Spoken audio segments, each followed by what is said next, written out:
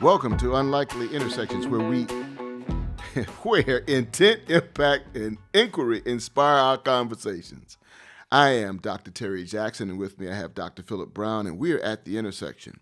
What's interesting about what we experience at the intersections daily is that we have an experience there daily, whether we recognize it or not. We experience intersections at work, at home, at church, and at play.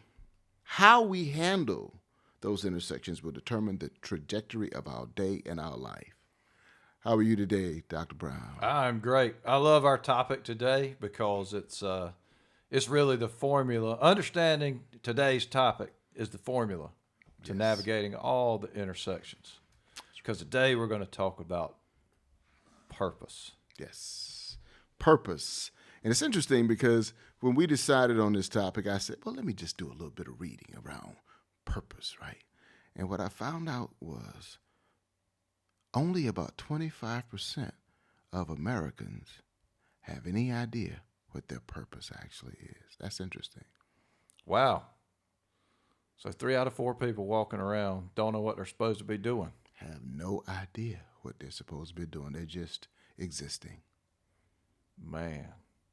Well, it's interesting because I can see having a hard time being able to say your purpose in a few words, because I struggle with that myself for a long time. But I could feel that purpose for a long time before I could say it. Mm-hmm. How about you? You know, I've always had a sense of why I was here. But it really wasn't until somewhere around 2003 that I actually put it to words. I remember waking up, looking in the mirror, not liking what I saw in myself, and having a conversation with a friend. He said, "Well, Terry, you need to really find your purpose and define your purpose and put it in 7 words or less." And I was like, "Wow, that's interesting. 7 words." Yeah, and so I refined it for quite some time, and I finally was able to come up with something that was seems to be timeless now because I developed it in 2003. But as I review it on a consistent basis, it still remains the same. That purpose is, in 7 words, helping others improve their quality of life. For me, that's all encompassing. So if I meet someone and I give them a kind word, it fits. If I'm consulting and I'm helping leadership, it fits. If someone runs out of gas on the highway and I give them a couple of dollars, or I get a gas can and help them, it fits because it's all about the quality of life. That's so amazing. And really, it's not surprising how closely your and my purpose is. And we figured that out after our first Unlikely Intersection back in 2018. But actually articulating my purpose took me longer. And I thought back to all my careers and different things, because I've been a little bit of a recreator of myself through a number of different careers. But one thing that's always held true, and where I finally landed, is I'm here to help people get better. And that held true whether I was coaching sports, whether I was a public school teacher, whether I was a vascular surgeon, whether I was a healthcare administrator working largely in public health and big picture things like that, whether I was working in the nonprofit world, trying to help people get different opportunities. And now it's really, since I have developed such an interest in inclusion and equity, it is all about helping people get better. But it's not in the sense of personal improvement as much as sometimes it is in how do I help people get better opportunities. That's part of it too. And so for me, it finally was a big relief to be able to just say that in a few words. And now, I guess it's like the old thing. They say, you can only really figure things out looking backwards. Mm-hmm. And that was certainly true for me when it came to defining purpose. Yeah. It was everybody, but what's my purpose? What's my purpose? Now, a little bit different is our friend Dr. Rao. He says the purpose is just to be. Just be. That's it. That's all you have to do. And I'm like, wow, that's interesting. But if I'm just being, then how do I help people improve their quality of life? But I thought about it. I said, well, if I'm just being, that means that I'm being what my definition for me of purpose is, right? And I'm like, well, I'm being that vehicle that enables them to improve their quality of life. And so I begin to kind of pull that together. It's like in a earlier episode, we talked about being, you just have to be curiosity. And we talked about being meditation. So it's just being that helps others facilitate an improved quality of life for them. So interesting for me, it's a connecting function, right? Like we're always talking about connecting the dots. Sometimes it's connecting the people. And I've seen that play out so many times. And for me, I went through a struggle at one point in time because it used to be real difficult for me. I would say almost it would feel uncomfortable, almost a sense of pain to see people unable to envision how things ought to be connected or that connection was possible.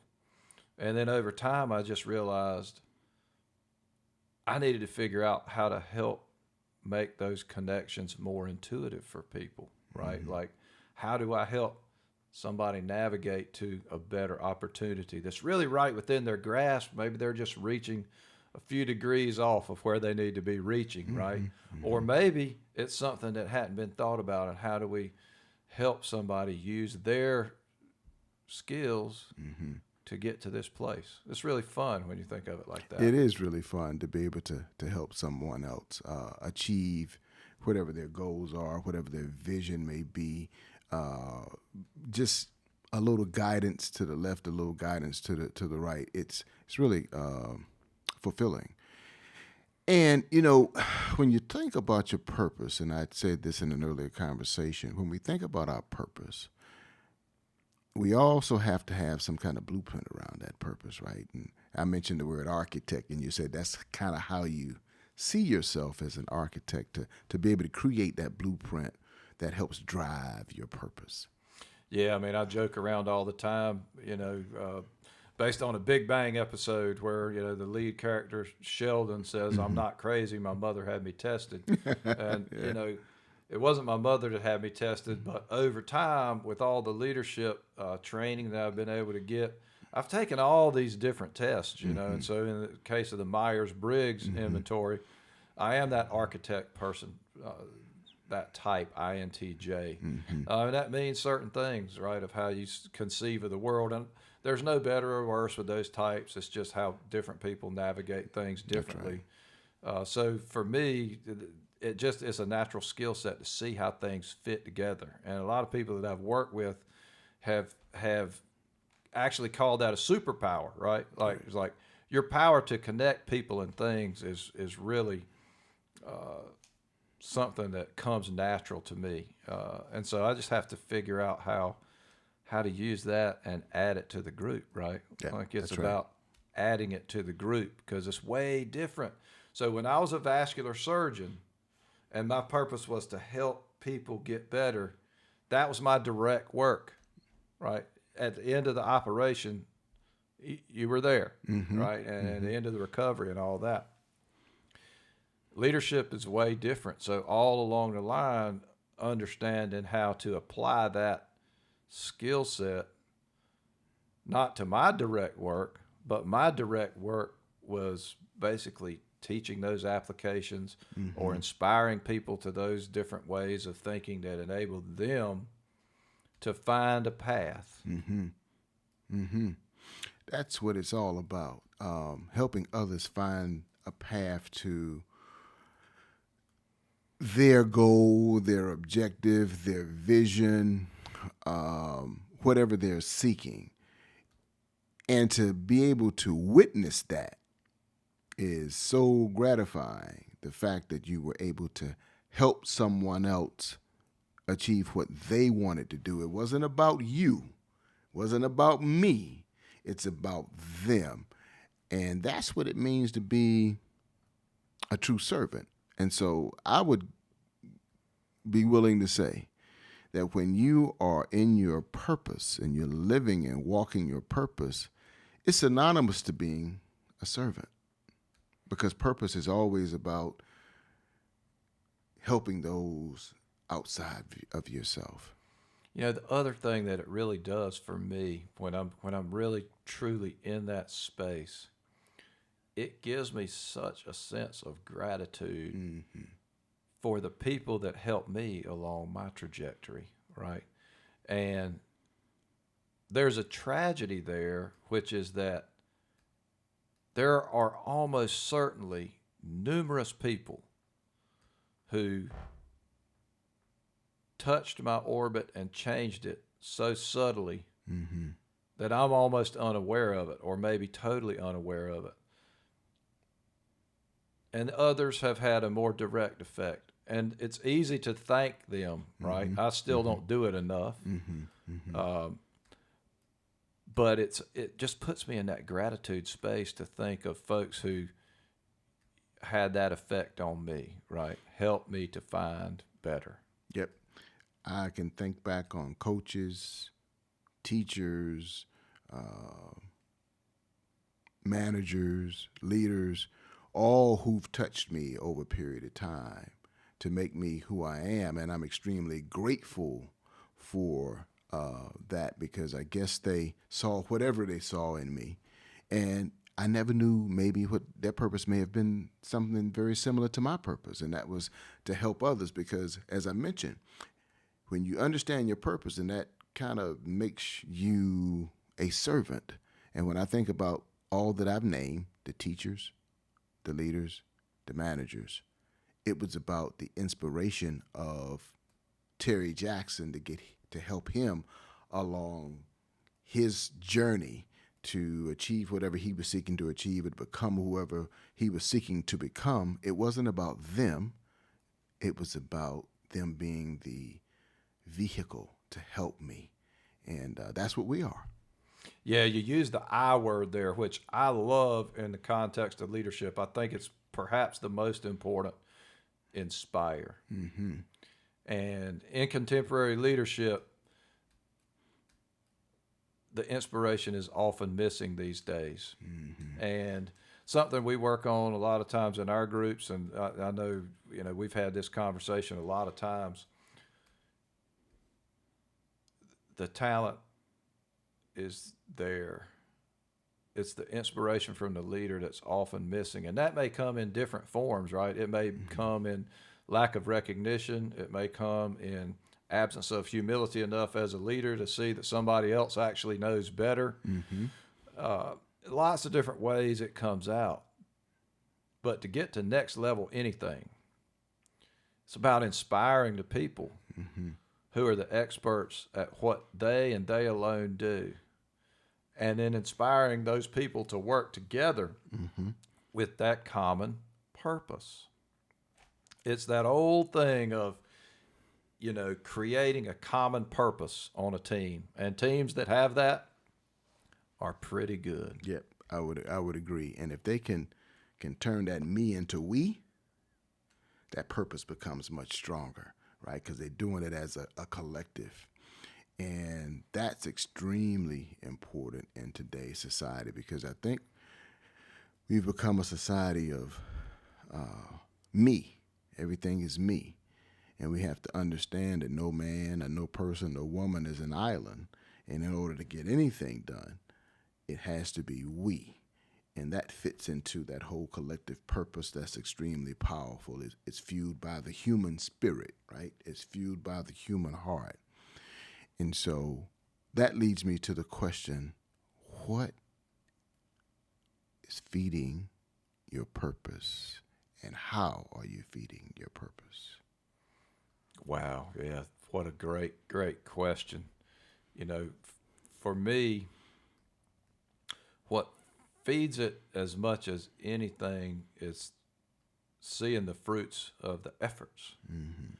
And with increasing levels of leadership throughout my life, what was hard to learn how to do was to define that effort, right? Like, because when I made the transition from a vascular surgeon to a healthcare executive, all of a sudden that direct work component was gone, right? So I had to be able to see how that came full circle through other people.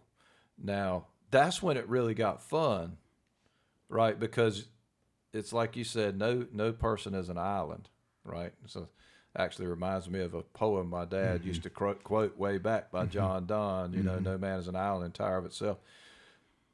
But that's when it really got fun, when I realized the real power is in sharing power. Yes. And it is in what the collective performance can end up being. And I'll tell you a story. You know, I love Carolina basketball. I've always loved Carolina basketball. And I won't out the person who was subject to this intervention by Coach Smith way back in the day. But I remember, and there probably was more than one over the years, but the one that I saw, this particular player was not sharing the basketball like Coach thought he ought to be and everything. So he had this player play 1-on-5 against the other players, right? And I think he scored a basket, and that was great. The other team got it. Of course, they got a really easy basket. And then it came time to take the ball out. You know, he tried to take the ball out, pass it to himself. Coach blew the whistle. Gave the ball back to the other team. And over again. It didn't take very long for that lesson to sink in, is that all of us are better than any one of us. That's right. And playing together with that sense of common purpose is just a force multiplier. That's right. There's no stronger force in the world than common purpose. You know, we see it in professional sports, football, teams are trying to get to the Super Bowl, NBA, hockey, baseball. There's a common purpose of everybody who wants to win. For those teams where they may have some outliers, they have challenges because for whatever reason, the outlier isn't in step with the rest of the team around common purpose. You know, organizations, profitability, employee engagement, all that's around common purpose. That's why all of the surveys that you see around employee engagement, are we aligned, and what our culture is like, trying to build that common purpose, right? So that everybody works together for the greater good of the organization. Purpose. You know, for lots of people, I guess for those 25%, there are only 25% who know their purpose. The other 75%, I just wonder what deep belief that they have that may or may not be driving their purpose. What amazes me, and the question that I have is, how do they keep going? Right? Like, I mean, they must be individuals who don't really have a sense of purpose well defined, but continue to show up day in and day out and are driving hard, must have incredible stamina. You know, because you get this thing of purpose versus passion, right? Like, and I've always kind of thought of it as purpose is an unquenchable fire. Right. Passion can get snuffed out pretty easily. It gets snuffed out by environmental factors that we know very few environmental factors are really within our control, right, if any, right? And so passion sometimes burns out. Purpose never burns out. I agree. For me, I explain it as purpose as my why for existing. This is why I do what I do. And when I look at passion, I say, hey, it's an emotion. It's fleeting. One day it's up, the next day it's down. However, my purpose keeps me even keeled because regardless of how I feel emotionally, whether I'm up or down, my purpose keeps me moving forward into my why for my existence. And so I think it was Simon Sinek who wrote a book, and he said, understand your why. What is your why? Yeah, start with why. That's right. And What a great that's your book. purpose. Yes. And that is your purpose. And so many people walk around on autopilot because they really don't know their purpose. And I want to talk about that a little bit from the standpoint of purpose has a role in burnout.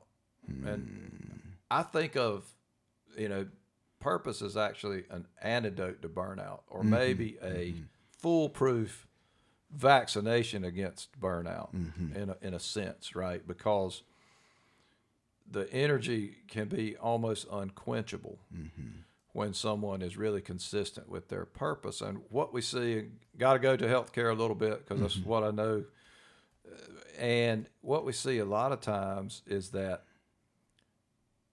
so many of the frontline people are being distracted from that purpose, which in a lot of cases has to do with helping somebody, has to do with direct patient care, has some component of that hands-on piece. And as we've had different systems be developed in the industry over years, whether that's electronic records, whether that's other bureaucratic hurdles, what you see is that this percentage of the time that medical professional is spending in purpose decreases. And when it gets below a certain point, all of a sudden, they've got all the features of burnout, right? They get apathy, they get, irritation, they can't sleep, they, think about quitting. In the medical profession, they think about suicide, which is very common. And that's why we look in healthcare, and the lowest rates of burnout really parallel the highest rates of burnout in most other industries. And that's a problem that somehow we have to figure out from a system standpoint, right? Like, we can't allow systems to pull people so far from their purpose, or it will destroy the people and the system. Yeah. When we see that right now, that's our real battle that we've seen. We saw it a lot in COVID. There were so many changes, and people just really, they were attached very strongly to their purpose early on. Then they had some real challenges with stamina because the pandemic was unrelenting. I mean, it still exists now. It's much different. We're in a much better place than we were, and we know a lot more because we were curious enough to do research and learn things about the disease itself, and have a lot more work to do there. But that detachment from purpose is such a huge factor in burnout.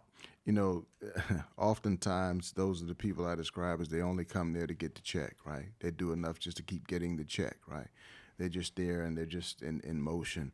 I know during the pandemic, you and I had some conversations around, they were purpose related.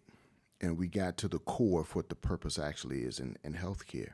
And that is that the patient should always be the North Star, right? Regardless of what you're doing, what department you're in, the ultimate goal is the satisfaction of the patient who's there trusting in not only healthcare professionals, but those who serve within the hospital system to make sure that everything is clean and safe for the patient. So the patient is always the North Star.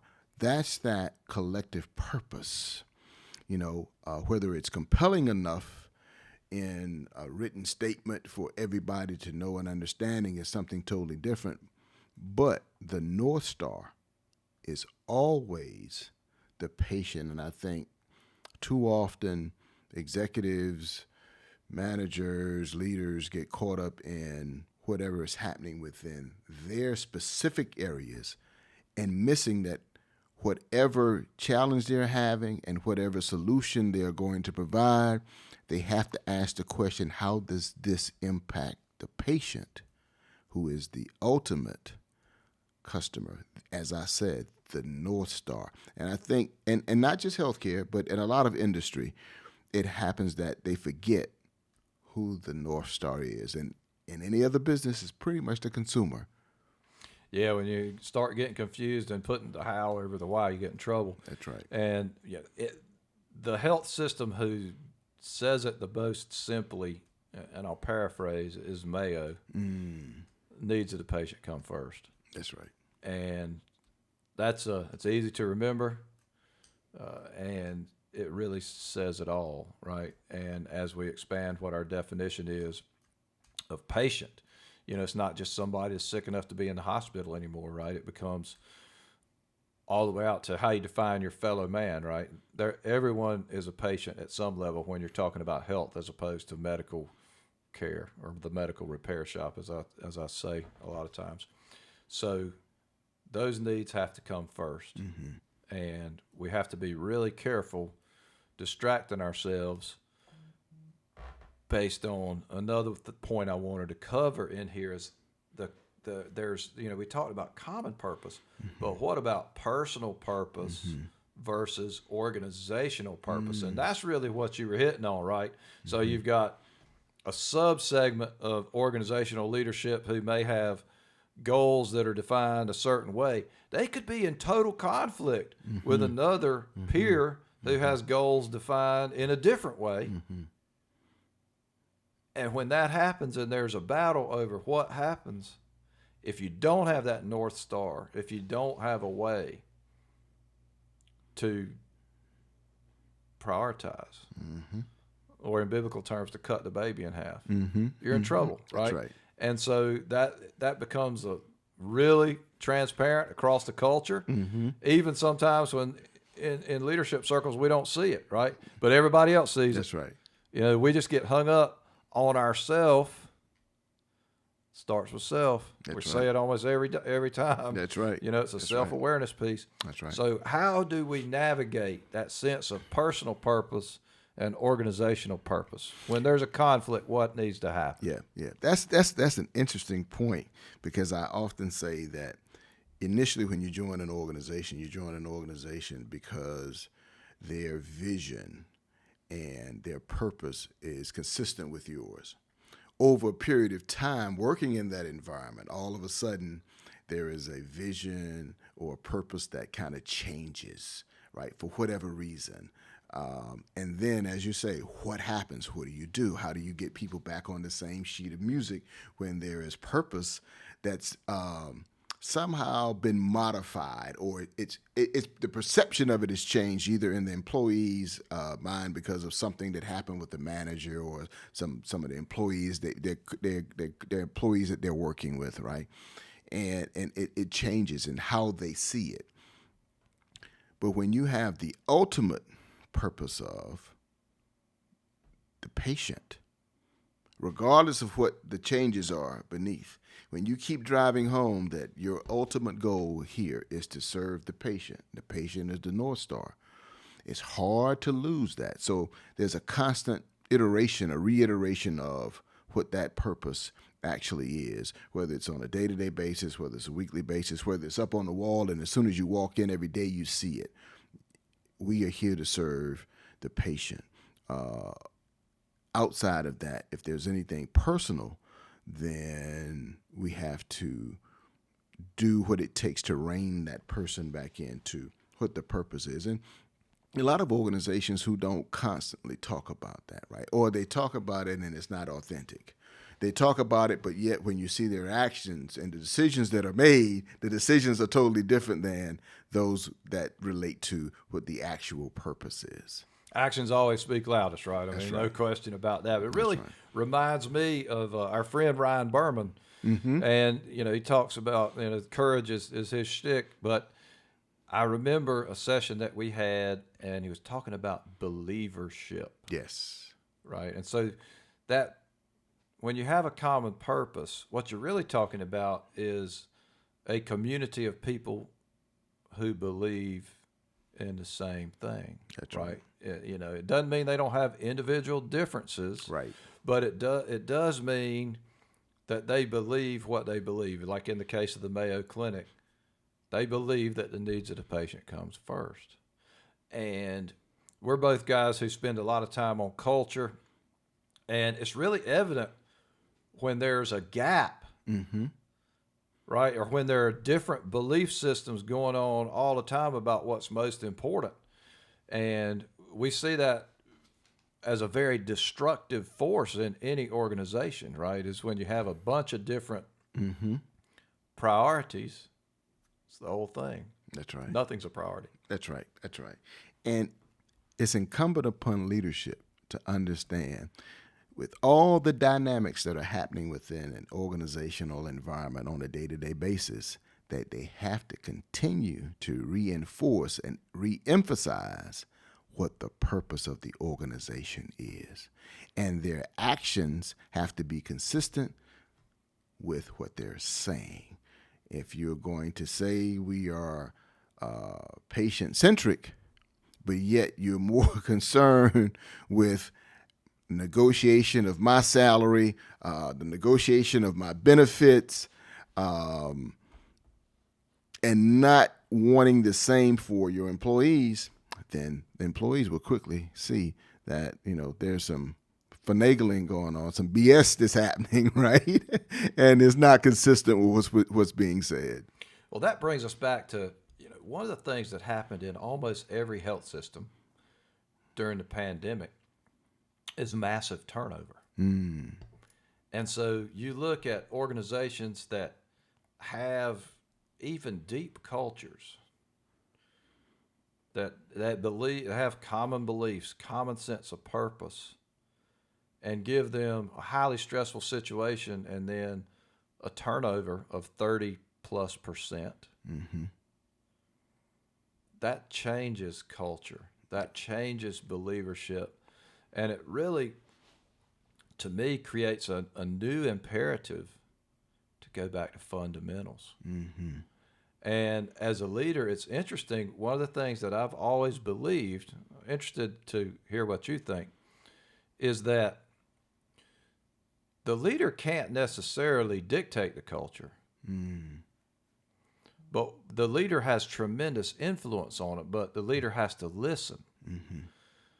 The strongest thing to do is to listen well enough to hear features that are attractive and then allow those themes to emerge and really reestablish that common sense of purpose through that. So you're not just, you can't make a mandate on culture, right? Mm-hmm. The culture exists because all humans are different. All people are different people. They come from different backgrounds, which is a good thing. Mm-hmm. But creating that common purpose requires you to go out amongst the masses and listen first. I would agree with that 100%. And when you can identify those elements that the people are talking about at what they would like to see in their culture, then as a leader, you begin to communicate in such a way to mold those elements to be the elements of the organizational culture. And so as you speak in your speeches to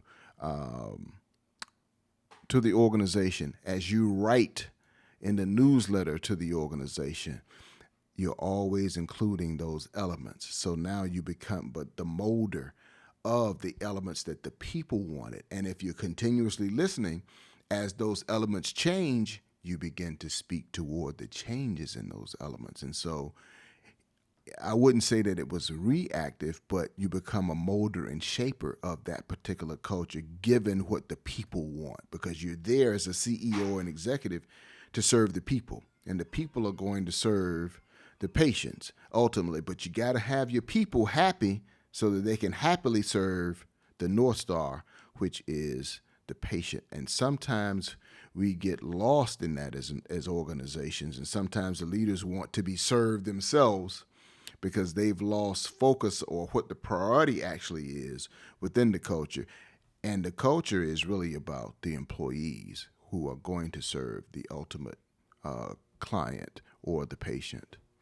Yeah, that's so right on, and I so believe in that concept. Is that the organization has its purpose, which is ultimately what it does, right? Mm-hmm. Pick any industry or whatever. For us, it's take care of sick people, help people stay healthy. Mm-hmm.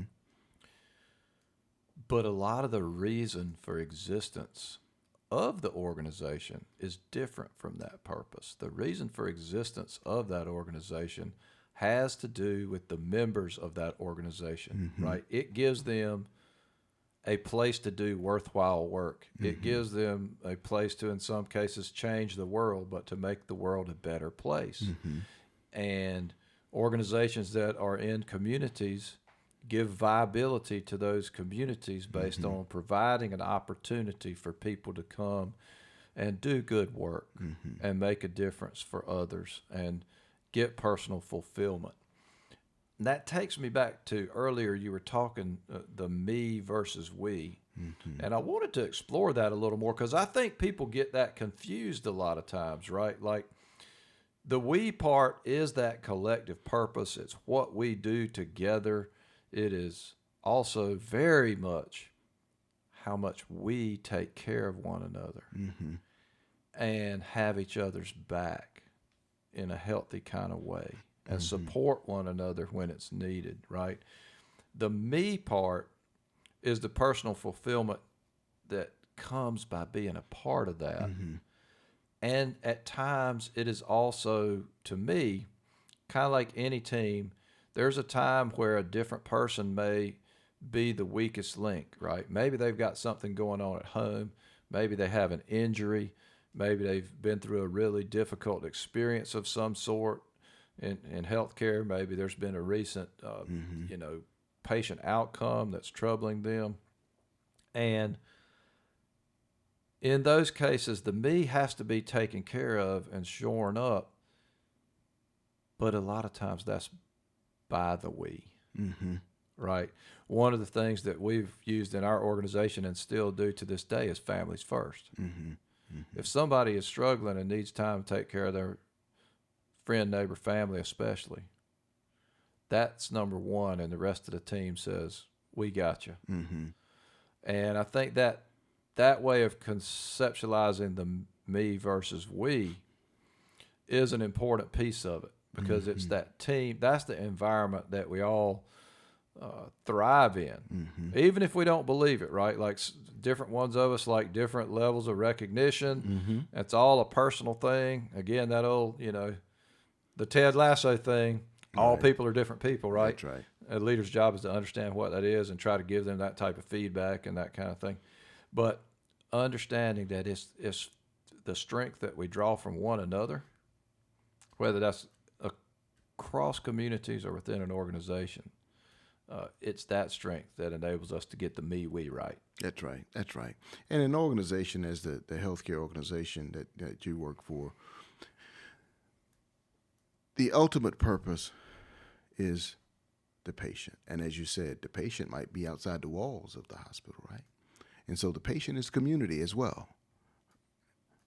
Healthy from a health perspective, from a spiritual perspective, from an economic perspective. That institution is to help improve the health and the wealth of the entire community, be it patient or not.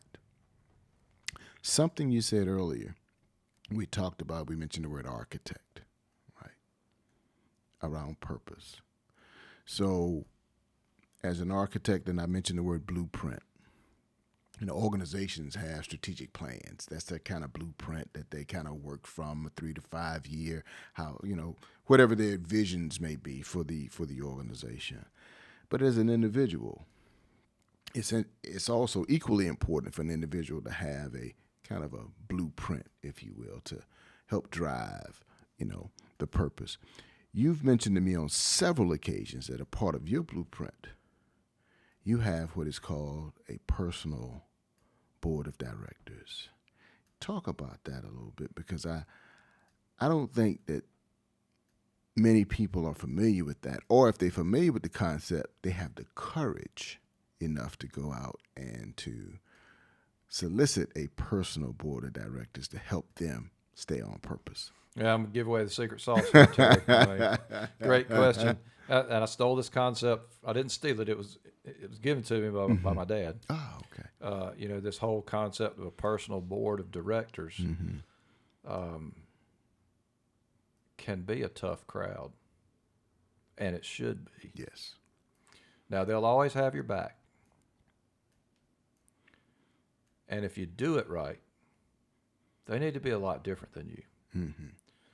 So my personal board of directors is people that I'm connected to over the course of a lot of, some are new, some come onto the board and rotate off. There's some stable players as well. You're on my personal board of directors, whether you know it or not. Thank you. Thank you. But there are people who you trust to tell you what you need to know and not necessarily what you want to hear. Yeah. There are people that you trust enough to ask them candidly, what am I missing? Am I out to lunch here? Is this right? What other ways of thinking about it might there be? Which is why it's so important to have people that are different from you. And that can be in all the dimensions of diversity, right? Yes. Like race is certainly one of them, especially given the constructs of our society right now. But it has to be gender. It has a lot of times, sexual orientation, gender identity, age differences, right? Like it's hazardous to surround yourself with only your contemporaries. That's right. Because you're going to miss a lot of stuff. I've got kids on my personal board of directors because I want to hear the future. That's right. Right. And so, everyone is not an equal member necessarily. But I like to identify people, and I like to really conceive of it as if they're the person. When I'm communicating with a member of my personal board of directors, I conceive of it as if they're my boss. Right. And that puts me in a more curious place because I'm trying to succeed by understanding what the boss is trying to tell me. And it just, to me, it's a helpful way to navigate life, and rich relationships get born that way. I would agree. And, that's the beauty of this whole thing around, both of us have coached individuals, professionally and personally. But that's the beauty of that, right? Because a coach kind of automatically becomes a part of the board of directors, right? Because, the coach's job is, and I like to use this analogy, is to be sandpaper, right? Because you're trying to make the rough edges smooth over a period of time. And so there are going to be some tough conversations and some real vulnerability there, right? But at the end of the day, regardless of how vulnerable you are and how rough the conversations may be, it's really about helping you to achieve and live in your purpose, right? That's what it's ultimately about. But that personal board of directors is so important to keep us accountable to ourselves, right? And as you said, I know I talk to my daughter from time to time. I just ask her questions, and she doesn't know she's on my personal board of directors, right? But she keeps me fresh. As you said, the future, understanding what's going on at the present with those who are younger, because in the circles that we walk, we encounter all types of people from all age groups, and we have to have somewhat of an understanding of what they're thinking, what their experiences may be, so that we can relate to them, because it's within our purpose to be able to relate to them in order to either get them to help us or for us to help them. That is spot on right there, man. And it just makes me think, I always tell folks, I say, I'm coachable. It just takes a little longer sometimes. Because, what you find out is, or what I've found out is education and training and experience is both a blessing and a curse. It closes off certain things, sometimes so much so that I lose some self-awareness of some very fundamental things. And to have somebody on that personal board of directors, whether it's a family member, a close and trusted friend, who can just ask you that tough question and say, that sounds pretty judgmental. I thought you were curious about things. That's right. You know, Yeah. sometimes it's just something that, maybe it's over some chicken wings, Right. or whatever. Yeah, over. that's right. You're That's sitting right. there, and it just is. You cultivate that atmosphere, and it's really the board of directors becomes family to a certain extent, right? It's a big, different family. Some organizations that I think have done it pretty well, and you hear about them all the time, things like Carolina Basketball Family, Duke Brotherhood. Those things have some serious efficacy in common purpose and in feedback to one another and using each other as trusted resources.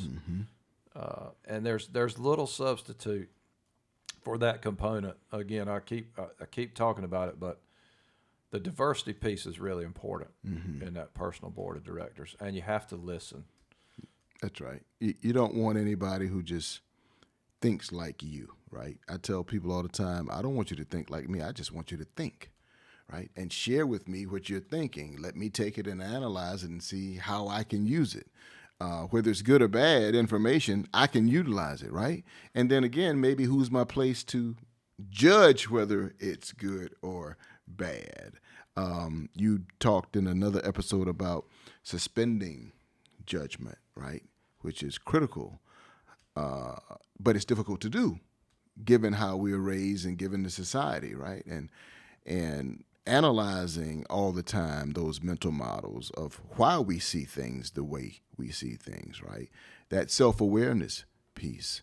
But if we're always going to be rooted in purpose, then we have to go through what I call those mental calisthenics to check my mental model and make sure that I suspend the judgment so that I can see this thing as objectively as I possibly can, which is difficult to do for human beings because we are so subjective, right?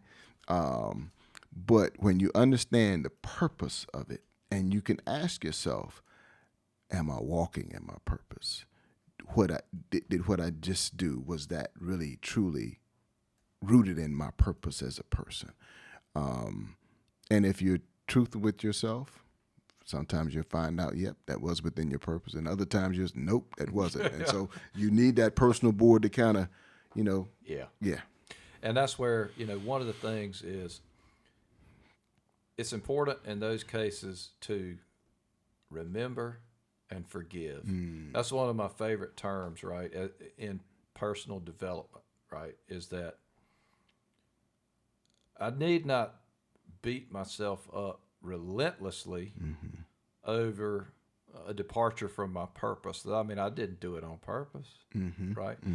But I need to remember what happened, right? So I build in space that maybe it's just a split second to think differently so I can act differently. One of the keys to inclusion, right, is how do you create just a little bit of space in there so you don't jump to a conclusion, so you stay curious a little bit longer, so that you can identify common purpose when it exists, or differing purposes when it exists, because that's important too. We haven't really talked about the opposite side of this. Like, there are certain times where those differences in purpose are in conflict in a way that just won't work together. Right. And that's okay in most cases, right? It's not personal. You might have a real conflicting purpose with someone who's one of your closest friends. And so there are just certain things you wouldn't do together. Maybe it's business or maybe it's whatever. That's okay. It's also the richness of the differences that brings something to it too. But you got to identify it, and you got to, sort of really be aware. That's right. Of where those similarities and differences exist. That's right. It's like I used to hear, I think it was Dr. Cornel West, says in order to lead the people, you got to love the people, right? And you love them with all of their warts. That means he could be your best friend, but there's one thing that you and your best friend just don't do together. Doesn't mean he's not your best friend. Don't mean you don't love him. We just don't do this together, right? Because it's not a part of the purpose. But we get together often. With this thing called purpose, that we try to walk and try to live. It doesn't mean that we are perfect, excuse me. It just means that we have a way of life that we're going to try to work within to ensure that others are happy and that we are, in fact, happy. When I think about my time on this earth, right, and when I think about why I'm here, I articulated earlier, helping others improve their quality of life, right? And it's interesting how I can reflect and look at things that others did for me and the things that I do for others and how they were so consistent. As if there was a plant, right? It was like my purpose and their purpose was the same, but I didn't know it. It's like you and I talking about helping people, right? It's the same. We're from an unlikely intersection, right? But we're the same. And so too often, what we do as humans is we look for what makes us different. What are our differences? What are our differences? People don't come together based upon differences. They come together what they have in common. So we have to get to the fundamentals and the foundation of what do we have in common. More than likely, there's some consistency of the purpose, even if you don't know it, when you begin to ask questions, when you're curious. And also, there's going to be consistency around who we are just as human beings, which brings about inclusion. Because at the end of the day, part of the purpose should be about being inclusive as well. I couldn't agree more. And, that really brings me to it's a mental model that we can create for ourselves and within our groups. And sometimes it's pretty simple to do, right? It's simple to describe. It's not always easy to do, like so many things we talk about. But, a real simple tactic that you can use is in meetings is, as an evaluation, just ask if everybody had a chance to get their voice in the room. Mm-hmm. Do you feel heard? Mm-hmm. Right? And that's such a powerful tool because it does two things. One, you get the feedback of, did they feel like they had a chance to say something? Mm-hmm. But you're also setting an expectation over time that says, I want to hear from you. Mm-hmm. Right? You're inviting belonging into the room and setting it ultimately as an expectation. And you see that really done well in a lot of teams. I know there's several really good teams that we have in our organization, Novant Health, that is just one question of a 4-question meeting evaluation we try to do very consistently, right? And it creates that inclusion over time. Mm-hmm. What has been amazing to me is how obvious it is when that's present and when that's absent. Mm-hmm. It's a fundamental dynamic changer, just that one little thing.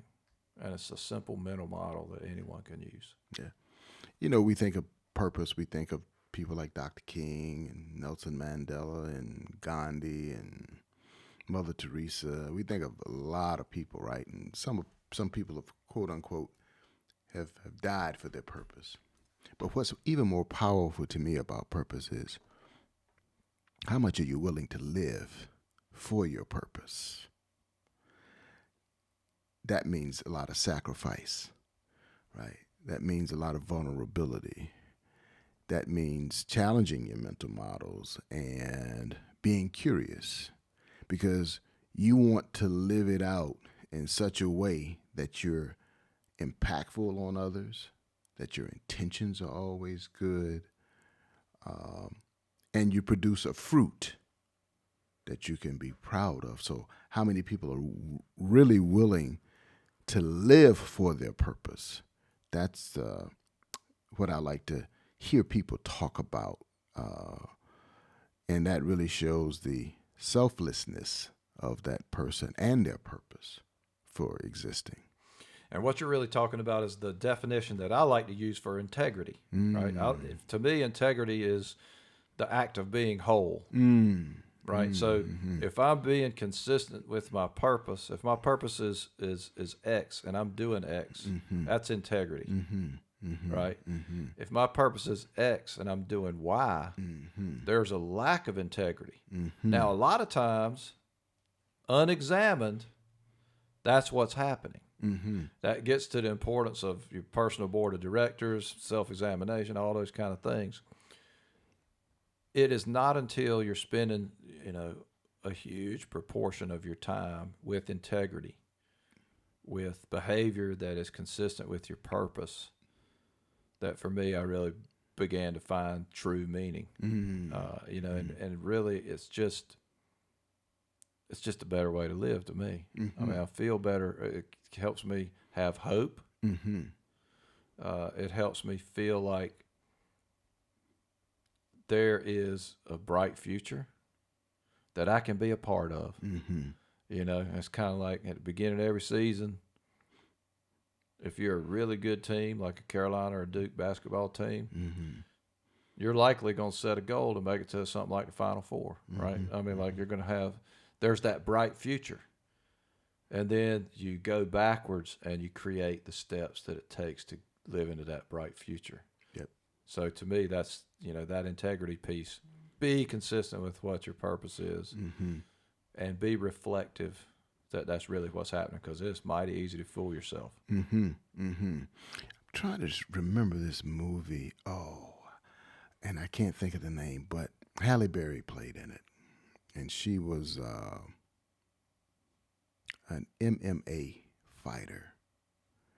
And somehow she'd gotten off her road of fighting and alcohol and drugs. And her mother was taking care of her son. And then I think her mother died. And so someone brought the son over. And you could see the change in her as she had to rear that son. And I remember watching the movie and seeing the transformation in her, going from this alcoholic like MMA fighter to becoming more responsible, having to learn what it is to be a mother. And the thing about it is she thought that her child couldn't talk, and so the way she communicated, and she was living with a boyfriend who didn't want the child there. But in every step of the movie, what you saw was, and what I thought in my mind was, purpose. Her son began to give her purpose back, her purpose for existing as a mother, her purpose for being a fighter and training hard and wanting to win again. She had somehow lost purpose for whatever reason, but her son coming back into her life reignited whatever that purpose was, and you saw that transformation of her becoming more responsible and training harder because she had responsibility for a child now, so her purpose as a fighter came back. It's an awesome, awesome, awesome movie, and I think it's on Netflix. But that was the first word that popped in my mind when I saw all of that happen with her. I said, wow, she got purpose again. And purpose is so important for people to live. You mentioned the word hope.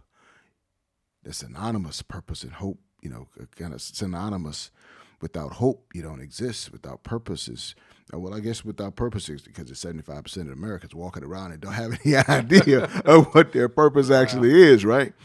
Which is amazing to even know that is the case. It's like being an android and just walking around and not knowing versus what you do know. And I guess for those people that we see with purpose and the business is built upon purpose, those are the ones that not only survive, but they thrive, as you mentioned much earlier. And they're probably so much more successful than the run-of-the-mill businesses. It's, quite interesting. But the importance of purpose can't be downplayed whatsoever. Yeah, it reminds me of this whole consistency with your purpose and reattaching to it, like you described with the Halle Berry movie. Kind of reminds me of the Legend of Bagger Vance and the authentic swing, right? It's like it has to be remembered. And so often I know in my career, If I have found myself in a struggle, it's peeling back those layers to remember why I'm doing this in the first place. To me, that's a very powerful tool to reattach to purpose. And when I get out of sorts, you know, I get back to Bagger Vance. It has to be remembered. You know, even the business I'm in, executive coaching, consulting, ultimately I'm in the people business. And so being in the people business, it can only be about purpose. Can't be about anything else, because I'm either helping someone improve in a specific area as a coach, or helping an organization improve in a specific area, which helps the organization, but ultimately it helps the people, right? Because it's basically about either changing a mindset or earning a skill set that is going to help. And so I love being in the people business. That's exactly why I got into this business, because it's consistent with my purpose of helping others improve their quality of life. Well, I know you've helped me a lot along the way. It's been a great addition to my board of directors. Hope you'll stay. Hopefully I won't get fired. But we really want to thank our audience today for listening to us at Unlikely Intersections. If you want to catch up with us, the website's unlikelyintersections.com, or you can catch me on LinkedIn at Doc Philip Brown. You can catch me on LinkedIn at Terry Jackson, PhD. We'll see you at the next Unlikely Intersection.